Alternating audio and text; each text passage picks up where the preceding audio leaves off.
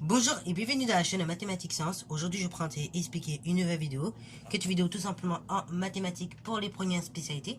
Et ici, je vous propose un exercice type DS voire bac sur tout simplement les sujets, enfin sur les fonctions polynomiales pardon du second degré.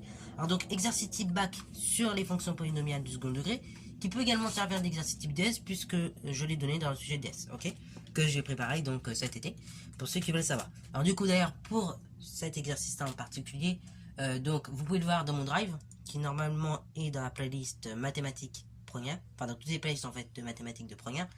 Donc il suffit de cliquer sur le lien et normalement vous arrivez sur mon drive et vous avez 7 exercices plus tous les autres en fait qui sont regroupés dans DDS.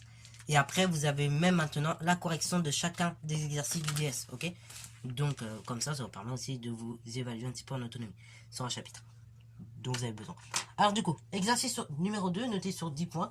Alors, c'est un exercice de bac que j'ai légèrement modifié, bien évidemment, parce que forcément, ça parlait de tangente à un moment donné, et nous ne l'avons pas vu, pour l'instant. Mais vous verrez après, par la suite, l'exercice type bac réel, qui était de base présent, vous pourrez le résoudre dans l'année. Là, pour l'instant, on n'a pas encore vu toutes les notions de cet exercice, du coup, j'étais contraint de le modifier. Alors du coup, on nous donne une fonction f, définie sur 0 plus infini, par f de x égale moins x carré plus 2x plus 4. Dans le plan muni d'un repère orthonormé, on note sa courbe représentative. Premièrement, déterminer les variations de la fonction f sur 0 plus infini. Deuxièmement, déterminer la valeur exacte de l'abscisse du point A, donc intersection de la courbe C et de l'axe des abscisses. Puis on donne donc une valeur approchée à 10 exponent moins 2 près. Ensuite, donc, question 3, on va noter T, donc la tangente, à la courbe C, donc au point B, d'abscisse 2 et d'équation Y est égal à moins 2x plus 8.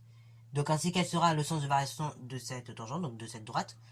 Et ensuite donc, question 4, tracer la droite T sur le graphique qui est fourni en annexe. Donc là pareil, l'annexe, je vous l'affiche juste là. Donc pareil, comme je vous l'ai dit, pour avoir accès à ce DS, encore une fois, vous allez dans une des playlists de maths de première, normalement fonction polynomiale du second degré. Vous cliquez sur le lien, donc ça vous ramène sur le drive, et donc vous allez dans mathématiques première, ou bien il sera ouvert directement. Et normalement vous verrez, il y a DS numéro 1 première, sujet A ou sujet B, c'est la même chose. Vous verrez un exercice 2, vous descendez un peu plus, il y aura l'annexe, qui d'ailleurs est affiché juste là.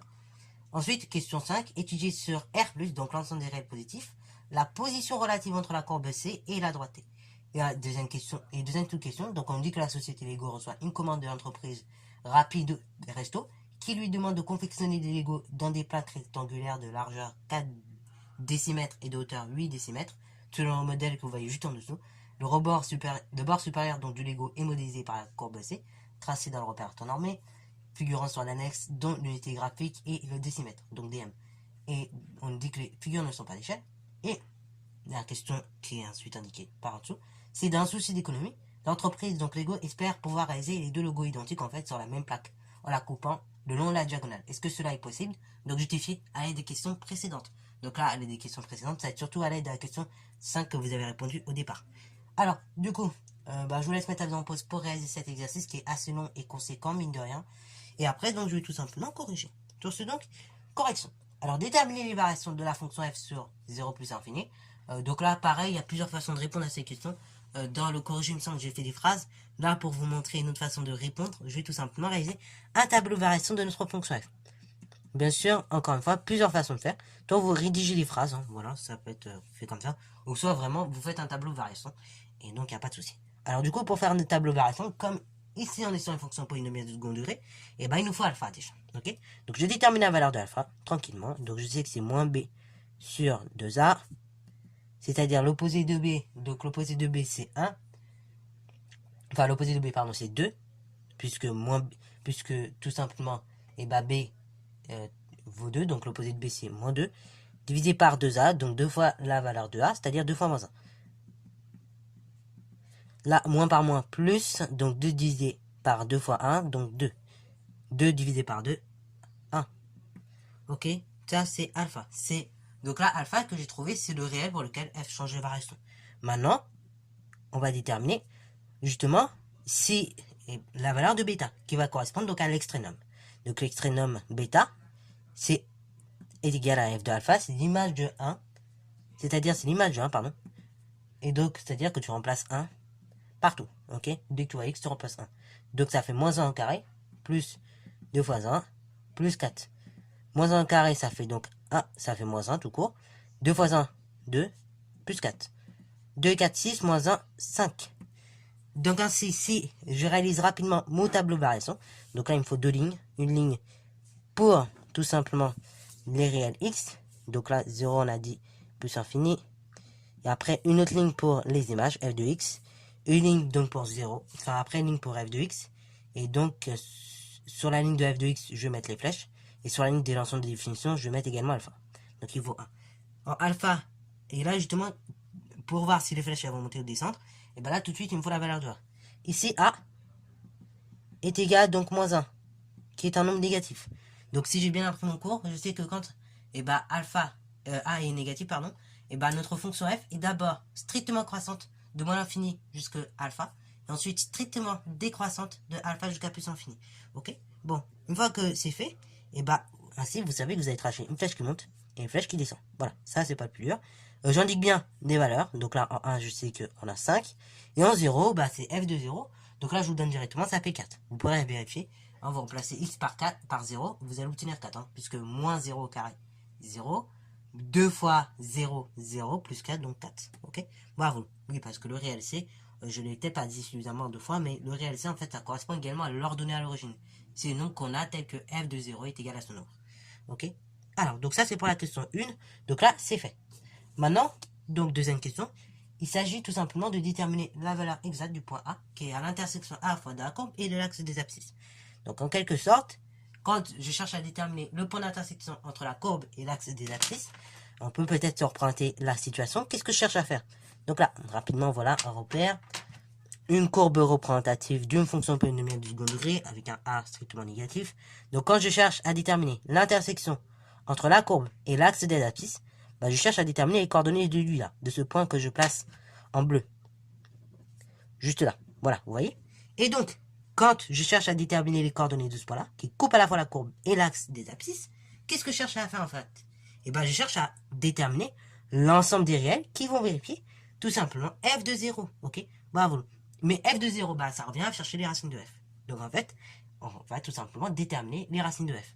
Ou bien résoudre f de 0.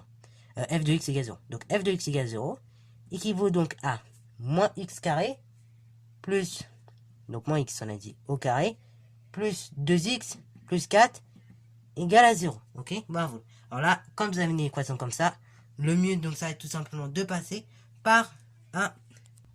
Donc là maintenant, quand vous avez une équation comme ça, le mieux c'est de passer tout simplement par le discriminant, delta, etc. etc. Vous connaissez la chanson. Donc là maintenant, je calcule delta, c'est donc b carré moins 4ac. Donc delta c'est b au carré. Donc b il vaut 2. Donc ça sera 2 au carré moins 4 fois la valeur de a. Donc fois moins 1 fois la valeur de c. Donc 4. Delta est égal 2 au carré 4. Moins par moins plus. 4 fois 4 16 fois 1. Donc ça fait toujours 16. Donc delta égale 4 plus 16. C'est-à-dire 20 qui est strictement positif. Ok. Là vous connaissez la chanson. F de x égale 0. Admet deux solutions réelles. Après, je détermine tranquillement mes solutions, x1, x2. Donc x1, c'est moins b, moins racine carrée de delta, divisé par 2a. C'est-à-dire, c'est l'opposé de b, donc moins 2. Moins la racine carrée de 20, que je divise par 2 fois la valeur de a, donc 2 fois moins 1. Si j'effectue le calcul, donc j'en arrive tout simplement à la chose suivante, c'est-à-dire environ 3,24. Bon, alors là, pareil, on se dit, ça a l'air intéressant. Ça a l'air d'être notre point. Ok. On va quand même vérifier justement en calculant la seconde solution. Okay, en calculant x2. Et si en calculant x2 on trouve un nombre qui est négatif, et là on dira oui, 3,24 c'est bien notre solution. Et donc le point il a pour coordonnée environ 3,240. Et c'est tout. Ok. Bravo. Mais on va quand même vérifier avec le point. Enfin avec x2. Pour en être bien sûr. Pour en être bien certain. Donc x2 c'est encore une fois cette fois-ci moins b plus racine de delta divisé par 2a. C'est donc l'opposé de b, moins 2. Plus cette fois-ci racine de 20, divisé par 2 fois moins 1. Et donc quand vous effectuez ce calcul-là, vous obtenez environ moins 1,24 quand on arrondit au dixième. Enfin, au centième, pardon. Ok. Donc deux chiffres après la virgule. Donc on peut dire, or, moins 1, donc 24, est strictement négatif. Donc, ainsi, a pour coordonnée Donc tout simplement 3,24. Donc 0. Voilà, ok, bravo. Alors pourquoi on met ça? Parce que tout simplement notre fonction f, on l'a dit au début, elle est définie sur 0 plus infini. Donc là, si je commence à dire qu'il y a également moins 1,24 qui compte dedans, et ben vous doutez bien qu'il y a un petit souci, ok? Alors du coup, troisième question. Là, cette fois-ci, on nous parle de droite, on nous dit qu'on notait la tangente à la courbe C au point B d'abscisse 2 et donc d'équation y égale moins 2x plus 8. Quel sera le sens de variation de cette droite, donc de cette tangente? Donc là, on voit que déjà, notre tangente est représentée par une équation, donc de droite, et que ici, on parle de fonction affine, ok? Bravo. C'est une fonction affine dont le coefficient est négatif, il vaut moins 2. Donc ainsi, bah, qu'est-ce que j'ai appris l'année dernière lorsque j'ai un coefficient donc direction négatif, et bah le sens de la droite, ok, et bah il sera décroissant. Le sens de variation de ma fonction est donc décroissante, et donc j'ai une droite qui va descendre. Ok, bravo. Donc, on peut mettre tout simplement T représente une fonction affine. Donc,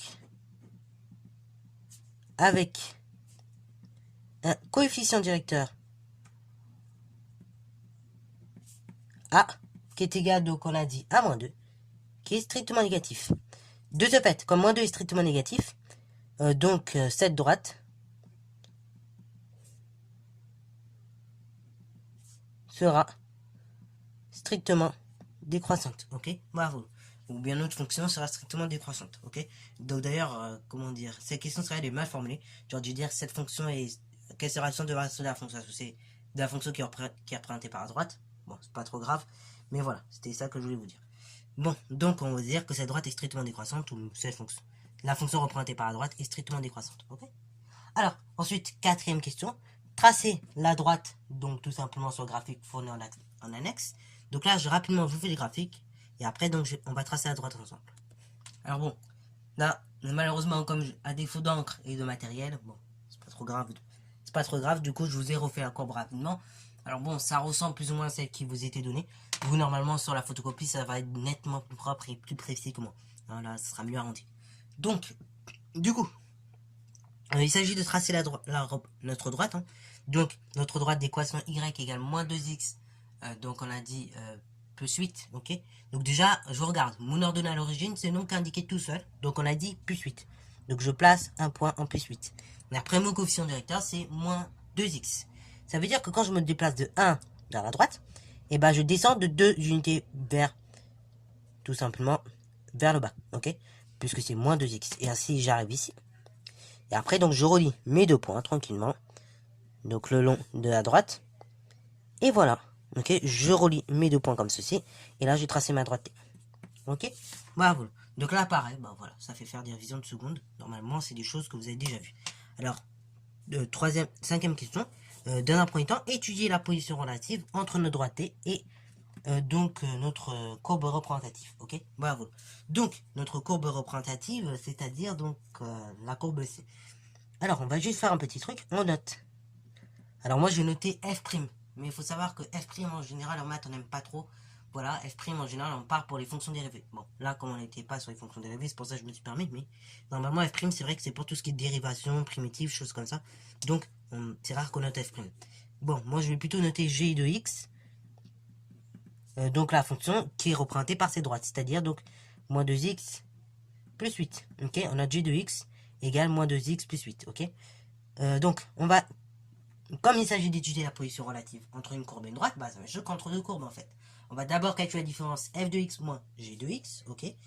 Et après, donc, on va étudier le signe de la différence. Et en fonction du signe de la différence, bah, on verra dans quel cas c'est au-dessus, dans quel cas c'est en dessous, et dans quel cas, bah, les deux se couplent, ok. La courbe et la droite. Donc, on calcule f de x moins g de x et on étudie son signe. Donc là, pareil, c'est une méthode que vous devez maîtriser. Hein, vraiment, l'étude de position relative entre deux courbes, ça c'est une méthode, vous allez en rabâcher, ok? Que ce soit en première spé maths ou en terminale. Donc il faut vraiment la maîtriser parce qu'on va l'appliquer dans différentes situations. Donc faut pas être perdu. Étudier la position relative, bah vous faites une différence. Donc f de x moins g de x, c'est égal donc l'expression de la fonction f, moins x carré plus 2x plus 4, moins toute expression algébrique de la seconde, donc de g, c'est-à-dire moins 2x plus 8. Et là, je n'oublie bien évidemment pas les parenthèses, parce que c'est tout le j de x que je vais soustraire. Ça fait f de x moins g de x, qui est égal à la chose suivante. Moins x carré, plus 2x, plus 4. Là, le moins, vous distribuez à tous les termes de la parenthèse. Donc là, ça fait moins par moins plus, donc ça fait plus 2x. Et moins par plus, ça fait moins, donc moins 8. f de x moins g de x est égal à la chose suivante. Donc là, on regroupe les termes ensemble. Donc là, pour les termes x carré, j'ai qu'un seul x carré, donc ça fait moins x carré. Après, pour les termes x, donc j'ai 2x et 2x, 4x. Et après, donc, pour les nombres, j'ai 4 et moins 8. Ça fait tout simplement, donc on a dit 4 et moins 8, ça fait moins 4. Ok, bravo. Alors maintenant, on est arrivé ici. Donc le but, ça va être tout simplement d'étudier maintenant le signe de cette différence. Ok, pour étudier le signe de cette différence, il faut d'abord savoir en quel réel cette différence s'annule. Ok, et après, comme c'est un trinombre du second degré, à l'aide du nombre A, on saura quand c'est positif et quand c'est négatif. Ok, bravo. Donc là, maintenant, on résout. Donc f de x moins g de x, donc on résout moins x carré plus 4x moins 4 égale 0. Alors pareil, alors cette équation on peut la résoudre de deux façons. Soit avec le discriminant, vous allez très probablement trouver 0, ou soit avec tout simplement une identité remarquable. Et c'est ce que nous allons faire ici. Puisque l'équation x carré moins 4x plus 4 est équivalente à l'équation suivante, c'est-à-dire c'est moins, donc là je factorise par moins. Donc ça fait moins, tout simplement x au carré moins 4x plus 4. Tout ça égale 0. Or, moins 1 différent de 0, alors x au carré moins 4x plus 4 égale à 0. Ceci, on peut le réduire de la façon suivante. Donc x au carré, c'est x au carré, moins 2 multiplié par a, donc 2 multiplié par x, multiplié par après notre terme b, donc multiplié par 2 à nouveau, par arriver à 4x. Plus après 4, c'est 2 au carré, égale 0. Là, je reconnais mon a, donc mon a, c'est x, mon b, c'est 2. Donc ainsi, en factorisant, ça me fait x moins 2 de tout au carré égale 0. Après, donc je résous j'ai une équation de la forme x carré égale 0. Dans ce cas-là, x est égal à tout simplement ce nombre. Ok, par x égale à nouveau 0. Donc ça fait x moins 2 égale 0. Autrement dit, x égale 2. Ok, bravo. Donc c'est en 2 que ce trinôme-là change de variation. Maintenant, on procède à l'établissement du tableau de signes. Alors du coup, voilà le tableau de signes. Alors pourquoi ça commence en 0? Parce qu'on dit que c'est l'ensemble des réels positifs sur lesquels on doit étudier les signes. Donc, on commence à partir de 0, et comme c'est les réels, ça s'étend jusqu'à plus infini. Donc on part de 0, on arrive jusqu'à plus infini, et après, donc je vais tout simplement mettre mon nombre 2. Juste là. Donc mon nombre 2 comme le nombre pour lequel f de x moins g de x s'annule. Au niveau de la différence, donc on a trouvé que on avait une expression de la forme moins x carré plus 4x moins 4. Ok. Et donc ici, mon trinôme du second degré, a vaut moins 1, qui est égal à 0. On a donc un polynôme qui s'annule en une seule racine. Donc ainsi, le signe de f, ça sera tout simplement le même que le signe de a. Tout le temps, sauf au niveau de la racine. Donc ainsi, ça sera tout le temps négatif. f de x moins g de x est toujours négatif, donc sur 0,2, ouvert 2 plus infini, ce qui signifie que f de x est inférieur à g de x sur ces deux intervalles-là. Et pour 2, pour le réel 2, et comme vous l'avez pu constater graphiquement, f de x moins g de x égale 0. Bon, ça c'est pas constatable, mais ce qu'on peut constater algébriquement. Et graphiquement, on a pu le vérifier. Et lorsque, ça veut dire quoi concrètement? Ça veut dire que f de x est égal à g de x. Donc on peut noter ces choses-là. Voilà, alors du coup, voilà tout ce que l'on peut constater. C'est l'intervalle moins 0,2 ouvert et 2 plus infini ouvert. Donc la différence f de x moins g de x est strictement négative. Ce qui veut dire que f de x est strictement inférieur à g de x. C'est-à-dire que la courbe représentative de la fonction g est située au-dessus de la courbe représentative de la fonction f. Ou bien inversement, la courbe représentative de la fonction f est située en dessous de la courbe représentative de la g. Ok, ça apprend des choses. Deuxième des choses, pour x égale 2, f de x moins g de x est égal à 0. Ce qui veut dire que f de x est égal à g de x, c'est-à-dire CF et CG se coupent. Ainsi, comme vous pouvez constater, CF et CG se coupent seulement dans un seul point. Donc, on pourrait techniquement réaliser les deux logos sur la même feuille. Ok, bravo. Donc, on peut alors réaliser deux logos sur la même feuille, car ces deux courbes, la courbe, donc la courbe, les deux courbes on va dire plutôt, se coupent en un point.